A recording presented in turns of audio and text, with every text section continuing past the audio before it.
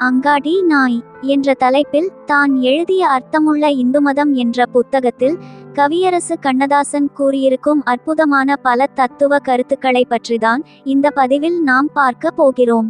வாங்க பதிவிற்குள் போகலாம். மனத்தை அங்காடி நாய் என்கிறார் பட்டினத்தார். கடைத்தெருவில் ஒவ்வொரு கடையாக ஓடி அலைகின்ற நாயைப் போல் மனமும் ஓடுகிறது என்றார்.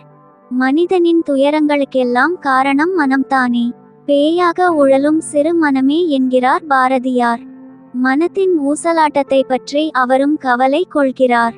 பயப்படக்கூடிய விஷயங்களிலே சில சமயங்களில் இந்த மனம் துணிந்து நிற்கிறது. துணிய வேண்டிய நேரத்தில் பயந்து ஒடுங்குகிறது. காரணம் இல்லாமல் கற்பனைகளை வளர்த்து கொண்டு கலங்குகிறது. நடந்து போன காலங்களுக்காக அழுகிறது. நடக்கப் போகும் எதிர்காலத்தை கண்டு அஞ்சுகிறது. அடுத்தவர்களுக்கு ஆறுதல் சொல்ல முனைந்து நிற்கிறது. அந்த ஆறுதல் தனக்கே தேவைப்படும்போது சக்தியற்று போய்விடுகிறது. பசுமையை கண்டு மயங்குகிறது. வறட்சியை கண்டு குமுறுகிறது. உறவினருக்காக கலங்குகிறது. ஒரு கட்டத்தில் மரத்து போய் விடுகிறது. ஆசைகளை வளர்த்து கொள்கிறது. ஆபாசங்களில் அலைமோதுகிறது. விரக்தியடைந்த நிலையில் தன் கழுத்தை தானே அறுத்து கொள்ளும் வலிமையை தன் கைகளுக்கு கொடுத்து விடுகிறது. கொலை, திருட்டு, பொய், இரக்கம், கருணை, பாசம் எல்லாவற்றுக்கும் மனமே காரணம். மனத்தின் இயக்கமே மனித இயக்கம். எதிலும் துணிந்து நிற்கக்கூடிய சக்தி எப்போது இந்த மனத்துக்கு வரும்? எல்லாம் மாயையே என்ற இந்த தத்துவத்தை நம்பினால் வரும். கீதையிலே கண்ணன் கூறுகிறான், என்னை பரம் என கொள்க, வேறொன்றில் பற்றை அழித்து என்னை தியானித்து வழிபடுக. இறப்பும் பிறப்புமாகிய கடலிலிருந்து உன்னை நான் கைதூக்கி விடுவேன். நல்லது, அப்படியே செய்து பார்ப்போம். ஆனாலும் முடியவில்லையே. நெருப்புக்கு தப்புகிறோம், நீரில் மூழ்குகிறோம், நாய்க்கு தப்புகிறோம், நரியின் வாயில் விழுகிறோம். ஒன்றை மறந்தால் இன்னொன்று வருகிறது. புகை பிடிப்பதை நிறுத்துவதற்காக வெற்றிலை போடப்போய் வெற்றிலை போட்டுக்கொண்டே புகைப்பிடிக்கும் இரட்டை பழக்கம் வருவது போல் மறக்க முயன்றவற்றை மறக்க முடியாமல் புதிய நினைவுகளும் புகுந்து கொண்டு விடுகின்றன. கள்ள நோட்டு அடித்ததற்காக ஒருவனை சிறையில் தள்ளினார்களாம். அவன் சிறையில் இருந்து கொண்டே கள்ள நோட்டை தயாரித்தானாம். இனி அவனை எங்கே கொண்டு போய் தள்ளுவது? மனத்துக்கு மனைவியை விட மற்றொருத்தியே அழகாக தோன்றுகிறாள். கைக்கு கிடைத்துவிட்ட மலரில் வாசம் தெரிவதில்லை. கிடைக்காத மலர்கள் கற்பனையில் எழுந்து மனத்தை இழுக்கின்றன. நிறைவேறிவிட்ட ஆசைகளில் மனது பெருமிதப்படுவதில்லை. நிறைவேறாத ஆசைகளுக்காகவே இது மரண பரியந்தம் போராடுகிறது. மகாலட்சுமியே மனைவியாக கிடைத்தாலும் சினிமா நடிகைக்காக ஏங்கி நிற்கும் ரசிகனைப் போல உள்ளவற்றை விட இல்லாதன குறித்தே மனம் ஏங்குகிறது. பிறர் புகழும்போது நெக்குருகுகிறது. இகழும்போது கவலைப்படுகிறது. ஓராயிரம் பின்னல்கள், ஓராயிரம் சிக்கல்கள். சிலந்தி எப்படி வலை கட்டிற்றென்று அதற்குத்தான் தெரியும். இந்த சிக்கல்கள் எப்படி வருகின்றன என்று இறைவனுக்குத்தான் தெரியும். கப்பலில் பயணம் செய்வது நம் பொறுப்பு. அதை கரை சேர்க்க வேண்டியது இறைவன் பொறுப்பு. அலை இல்லா கடல் ஒன்றை இறைவன் உருவாக்கும் போது சலனமில்லாத மனம் ஒன்றும் உருவாகிவிடும். மரம் வைத்தவன் தண்ணீர் ஊற்றுவான் என்பார்கள். எப்போது ஊற்றுவான் என்று மனம் ஏங்குகிறது. சலனமும் சபலமும் கவலையும் இல்லாதவர்கள் யார் இருக்கிறார்கள்? செத்துப்போன தன் குழந்தையை உயிர் மீட்டு தரும்படி புத்த தேவனிடம் ஒரு தாய் கெஞ்சினாளாம். சாவே நிகழாத வீட்டில் சாம்பல் எடுத்து வா, மீட்டு தருகிறேன் என்று புத்தர் சொன்னாராம். தாய் நாடெல்லாம் அலைந்து சாவு நிகழாத வீடே இல்லையே என்றாளாம்.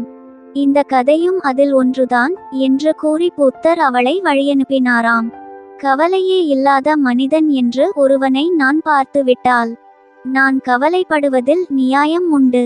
எனக்கு 100 என்றால் இன்னொருவனுக்கு 200. அதுவரைக்கும் நான் பாக்கியசாலி. அவனை விட குறைவாகத்தானே இருக்கிறேன். எல்லாம் நிறைவேறி நிம்மதியாக உயிர் விடும் வாய்ப்பு எவனுக்குமே இல்லை. ஒருவனுக்கு துயரம் மனைவியால் வருகிறது. ஒருவனுக்கு மக்களால் வருகிறது. ஒருவனுக்கு நண்பனால் வருகிறது. ஒருவனுக்கு எதிரியால் வருகிறது. ஒருவனுக்கு சம்பந்தமே இல்லாத எவனாலோ வருகிறது. கடலில் பாய்மர கப்பல்தான் காற்றிலே தள்ளாடுகிறது. எதிலும் கெட்டிக்காரனாக இருப்பவனுக்குத்தான் அடிக்கடி சஞ்சலம் வருகிறது. காகித கப்பலுக்கு என்ன கவலை? மனம் காகிதம் போல மென்மையாக இருக்கட்டும். சுக துக்கங்கள், கோடை, பனி, மழை அனைத்தையும் தாங்கட்டும். மனதுக்கு வருகின்ற துயரங்களை பரந்தாமனிடம் ஒப்படைத்து விடு. பிறர்க்கு தொல்லையில்லாமல் உன் மகிழ்ச்சியை நீ அனுபவி. சாவைத்தான் தவிர்க்க முடியாது, சஞ்சலத்தை தவிர்க்க முடியும். சிறு வயதில் எனக்கு தாய் தந்தையர்கள் சாவார்கள் என்று எண்ணும்போது தேகமெல்லாம் நடுங்கும். ஒரு நாள் அவர்கள் இறந்தே போனார்கள். 48 மணி நேரத்தில் நடுங்கிய தேகம் அடங்கிவிட்டது. ஐயோ, இது நடந்துவிடுமோ என்று எண்ணினால்தான் துடிப்பு, பதைப்பு. நடக்கத்தான் போகிறது என்று முன்கூட்டியே முடிவு கட்டிவிட்டால் அதிர்ச்சி உன்னிடம் நெருங்காது.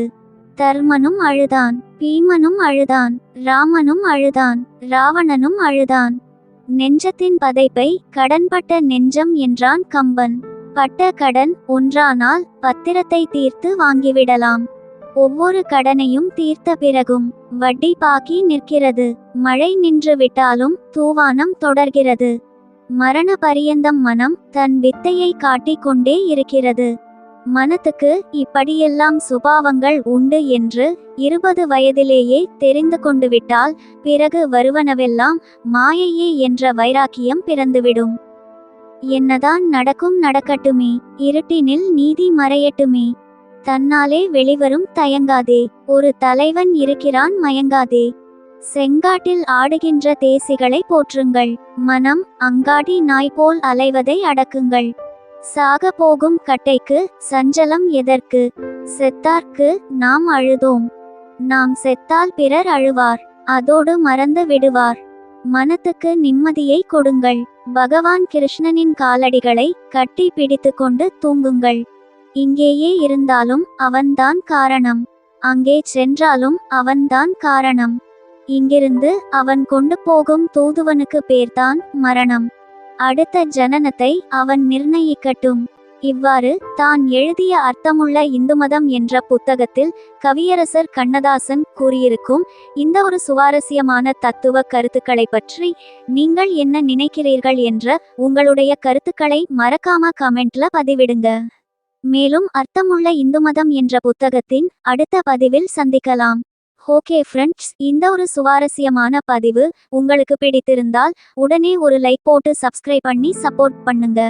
நன்றி, வணக்கம். வாழ்க தமிழ்.